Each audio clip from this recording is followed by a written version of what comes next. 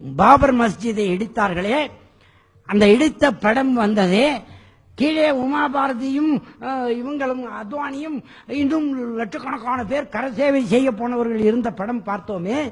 மேலே இடிக்கும் போது 2 இளைஞர்கள் கடப்பாறையில் இடிப்பது போல் பார்த்தோமே. அந்த 2 இளைஞர்கள் இப்பொழுது எங்கே இருக்கிறார்கள், எப்படி இருக்கின்றார்கள் என்று உங்களுக்கு தெரியுமா?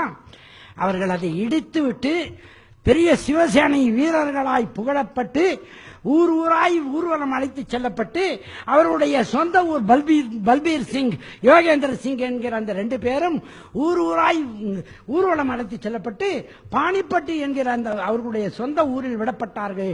அப்பொழுது இறை இல்லத்திலிருந்து எடுத்துக்கொண்டு போன கற்களை வைத்து, அந்த மஸ்ஜிதை இடித்த கற்களை வைத்து அதன் மேல் சிறுநீர் கழித்தார்கள் அந்த 2 பேரும்.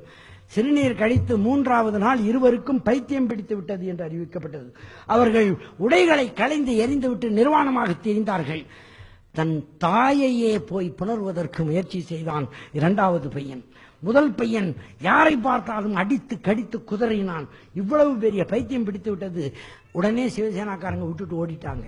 அப்ப பெற்றோர்கள் வந்து, அறப்பாவிகளா, இந்த எவனோ சொன்னான்னு இதை செஞ்சுட்டு வந்து இவ்வளவு பெரிய இறைவனின் தண்டனைக்கு ஆட்பட்டு விட்டீர்களே என்று மருத்துவர்களெல்லாம் அழைத்து உலகம் பூரா சிகிச்சை பார்த்தாங்க. பெரிய பணக்காரங்க அவங்க.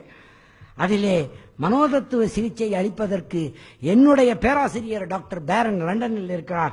அவருக்கு தகவல் தெரிவிக்கப்பட்ட போது, இந்தியாவில் நீ இருக்கிறியே, நீ போய் பாரு, கேஸ் ஸ்டடியை நீ பாருன்னு சொன்னாரு. நான் அப்பொழுது அழைக்கப்பட்டு போய் பார்த்தேன். பார்த்தபோது அந்த 2 பேரும் இருந்த நிலை, சங்கிலி போட்டு கட்டி வச்சிருந்தாங்க. உடை உடுத்த அவர்கள் தயாராக இல்லை, நிர்வாணமாக இருந்தார்கள். நான் சிகிச்சை செய்ய முயற்சி செய்து ஸ்கிசோப்ரேனியா ஹை ஆர்டர் என்று கண்டுபிடித்தேனே தவிர இவ்வளவு சீக்கிரம் 3 நாள்ல 4 நாள்ல எல்லாம் அது வராது. 6 வருடம் ஆகும் அது அந்த உச்சநிலையை அடைய.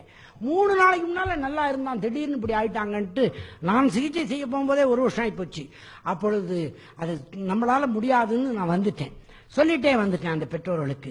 இது வேற என்னமோ பிரச்சனை போல இருக்குது, எனக்கு தெரியலைங்கன்னு நான் சொல்லிட்டு வந்துட்டேன். அதற்கு பிறகு அவர்கள் முயற்சி செய்து டெல்லி இமாமை போய் சந்தித்திருக்கார்கள். ஏன்னா இதை இடிச்சிட்டு வந்ததுனாலையும் அந்த இறையில கற்கள் மீது ஒண்ணுக்கு பெஞ்ச பிறகுதான் இது மாதிரி ஆச்சுன்னு தெரிஞ்சதும் அவர்கள் பெற்றோர்கள் போய் எப்படியாவது இவர்களை காப்பாற்ற வேண்டுமே என்று அந்த 2 பேருடைய பெற்றோர்களும் போய் கலீம் சித்திக் என்கிற அந்த பெரியவரை போய் பார்த்திருக்கிறார்கள், இமாமை. அவர் ஒரு ஆலோசனை வழங்கியிருக்கிறார். நீங்கள் எங்களாலெல்லாம் ஒன்றும் பண்ண முடியாது, நாங்கள் மந்திரம் போடுறது, மயில் பீலியில் போடுறது, தர்கா வழிபடுறது, இதிலெல்லாம் இதை தீர்க்க முடியாது. அந்த முயற்சியெல்லாம் அவங்க பண்ணியிருக்காங்க. ஆனால் இறைவன் நாடினால்தான் இது சரியாகும், அவன் நாட்டத்தில் தான் இது வந்திருக்குதுன்னு சொல்லி கலீம் சித்திக் என்கிற அந்த இமாம் டெல்லியில பெரிய மசூதியிலே, இன்னைக்கு ஜும்மா மசூதியிலே அவர் தான் இமாமாக இருக்கிறார் இன்னைக்கு வரைக்கும். அந்த பெரியவர் அந்த மாதிரி அந்த பெற்றோர்களை நீங்க போய் இறைவனை ஏற்றுக்கொண்டு அவனிடத்தில் மன்றாடுங்கள் என்று சொல்லிக் கொடுத்தார். அவர் சொல்லிக் கொடுத்த முறைப்படி மன்றாடி விட்டு வெளியே வந்தாராம் அவங்க தந்தை. 2 பேருடைய தந்தைகளும் வெளியே வந்த போது அந்த தலப்பாயை கேட்டு இருந்தார் பாருங்க, அந்த இவர் பனியா, அதை புடுங்கி, அந்த அவர் பேர் பல்பீர் சிங், யோகேந்திர சிங் 2 பேர், அந்த தலப்பாகையை புடுங்கி தன்னுடைய மறைவிடத்தை மறைத்துக் கொண்டானாம்.